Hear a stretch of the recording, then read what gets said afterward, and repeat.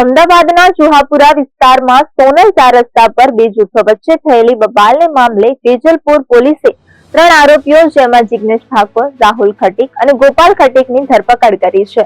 આ ત્રણેય આરોપીઓ ઓઢવના રહેવાસી છે। આ ઘટનામાં હજુ એક આરોપી ફરાર છે, જેને પકડવા માટે પોલીસે તપાસ તેજ કરી છે।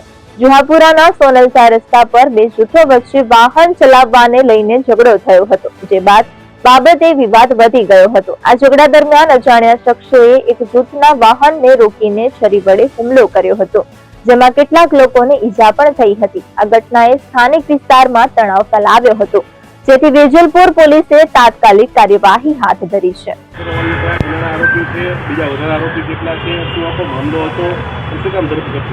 ગઈ તારીખ 31 ઓગસ્ટના સાંજના 6 વાગ્યાની આસપાસ સોનલ રોડ 4 રસ્તા ઉપર એક અમન શેખ કરીને છે, એમને હાલ પૂરતું એવું અમને જણાવેલ ફરિયાદમાં કે વાહન રોકી અને અજાણ્યા ઈસમોએ છરીના ઘા મારેલા, એ બાબતની એના ગુનાની તપાસમાં ફરિયાદ લીધેલી। ગુનો 307 મુજબ અમે દાખલ કરેલો અને ત્યારબાદ બધા સીસીટીવી અને અલગ અલગ ટીમો બનાવી અને આરોપીની ધરપકડ કરેલ। આ આરોપી ધરપકડ કર્યા બાદ કારણ હાલ પૂરતું એવું જણાવે છે કે બેયને બાઇક બાબતે ઝઘડો થયેલ ચલાવવા બાબતેનો, ત્યારબાદ આગળ જતાં ગાળાગાળી થયેલ ને એ બાબતેની અદાવત રાખી અને અમન શેખ ઉપર છરી વડે 3 ઈસમોએ હુમલો કરેલ। હાલ એ આરોપીની અટક કરવામાં આવેલ છે, જેમાં 3 આરોપી છે એ છે એક જિગ્નેશ ઠાકોર, બીજો છે રાહુલ ખટકી અને ત્રીજો છે ગોપાલ, જે ત્રણેય આરોપીઓ ઓઢવ વિસ્તારના રહેવાસી છે અને પોતે અહીંયા એમના ઠાકોર ગામ છે ત્યાં પોતાના રિલેટિવને ત્યાં આવતા હોય અને આ બનાવ બને છે।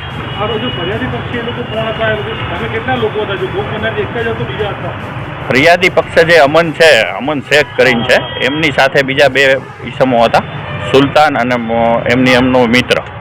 અને આ લોકોને પ્રાથમિક દ્રષ્ટિએ અમને એવું જણાવેલું હતું કે એમાં અંગત અગાઉ ઝઘડો થયેલો હોય તો એ લોકો હોઈ શકે, કારણ કે એ લોકો કોઈ આરોપીને ઓળખતા નહોતા, 3માંથી એક પણ, અને એ ત્રણેય સામે સામા આ ઝઘડાની જ અદાવત હતી।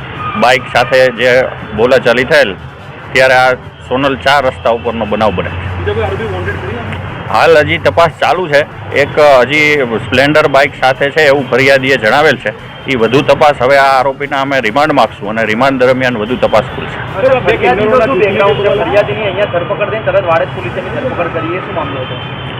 ફરિયાદી જે છે એ પોતે અમન શેખ અને એમને જે રિલેશનમાં રહે છે એ સનાદે, એ લોકો વિરુદ્ધ વાડજ પોલીસ સ્ટેશનમાં એક અગાઉ ગુનો દાખલ થયેલો હતો ધમકીનો, એ સબબ એમને પકડવાના બાકી હતા। એટલે આ અમન શેખ અને એમના જે સનાદે છે એમને અહીંથી જેવી ફરિયાદ દાખલ થઈ એ લોકો હાજર હતા, ત્યારબાદ એમની પ્રોસેસ કરવા માટે વાડજ પોલીસ સ્ટેશન સોંપી દેવામાં આવશે।